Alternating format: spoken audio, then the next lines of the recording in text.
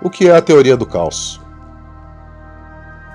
A teoria do caos está presente em tudo que nos cerca e é a base do efeito borboleta. É uma das leis mais importantes do universo, presente na essência de quase tudo que nos cerca.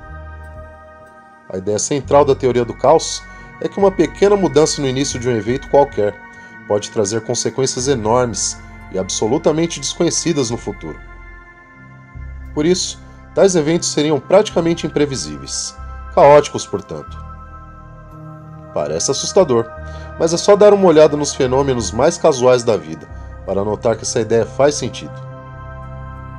Imagine que, no passado, você tenha perdido o vestibular na faculdade de seus sonhos, porque um prego furou o pneu do ônibus.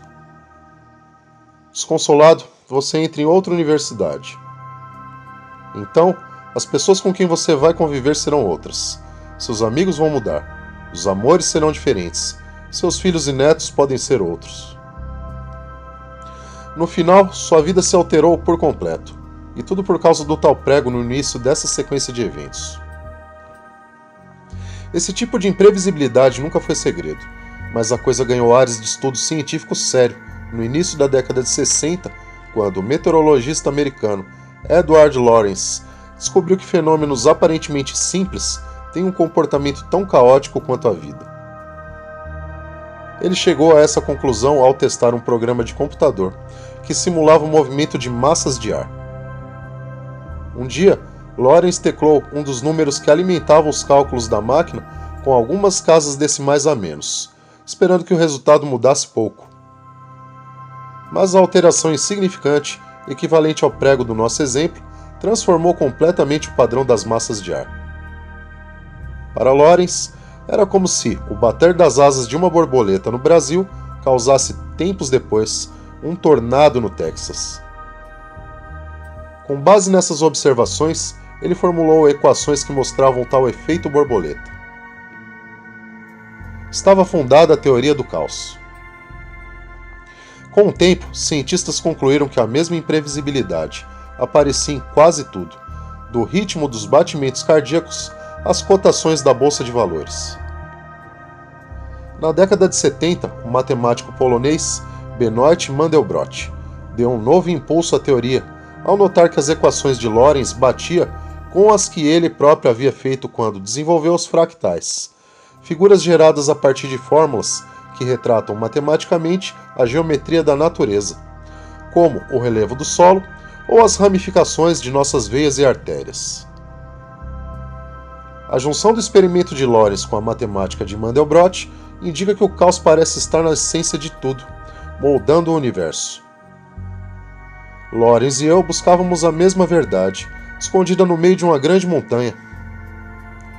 A diferença é que escavávamos a partir de lugares diferentes, diz Mandelbrot, hoje na Universidade de Yale, nos Estados Unidos. E pesquisas recentes mostraram algo ainda mais surpreendente. Equações idênticas aparecem em fenômenos caóticos que não têm nada a ver uns com os outros. As equações de Lorenz para o caos das massas de ar surgem também em experimentos como raio laser, e as mesmas fórmulas que regem certas soluções químicas se repetem quando estudamos o ritmo desordenado das gotas de uma torneira, afirma o matemático Steven Strogatz, da Universidade Cornell, nos Estados Unidos. Isso significa que pode haver uma estranha ordem por trás de toda a imprevisibilidade.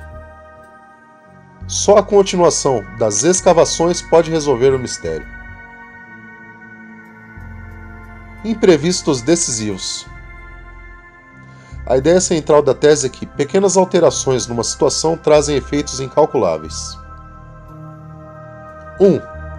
A essência da teoria do caos é que uma mudança muito pequena nas condições iniciais de uma situação leva a efeitos imprevisíveis. É o que acontece nesse exemplo hipotético, em que uma menina brinca despreocupadamente com sua bola. Parece uma situação sem grandes consequências, mas... 2. Uma borboleta surpreende a garotinha.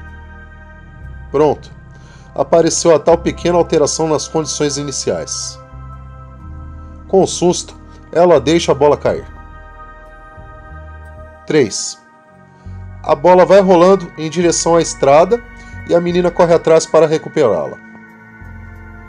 Enquanto isso, um caminhão carregado de sal está passando por ali. 4.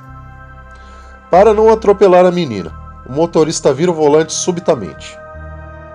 Mas o caminhão não aguenta a manobra e tomba. O veículo começa a pegar fogo. 5. Todo o suprimento de sal começa a torrar. A fumaça do incêndio está carregada de minúsculas partículas de cloreto de sódio, que sobem para as nuvens. 6. Nas nuvens, as partículas de cloreto de sódio atraem pequenas gotinhas de vapor de água e começam a formar gotas de chuva, que crescem até terem peso suficiente para cair. 7. Com as nuvens pesadas, começa a chover depois de algum tempo. Ou seja, a brincadeira inocente da menina no fim produziu uma alteração imprevisível nas condições climáticas.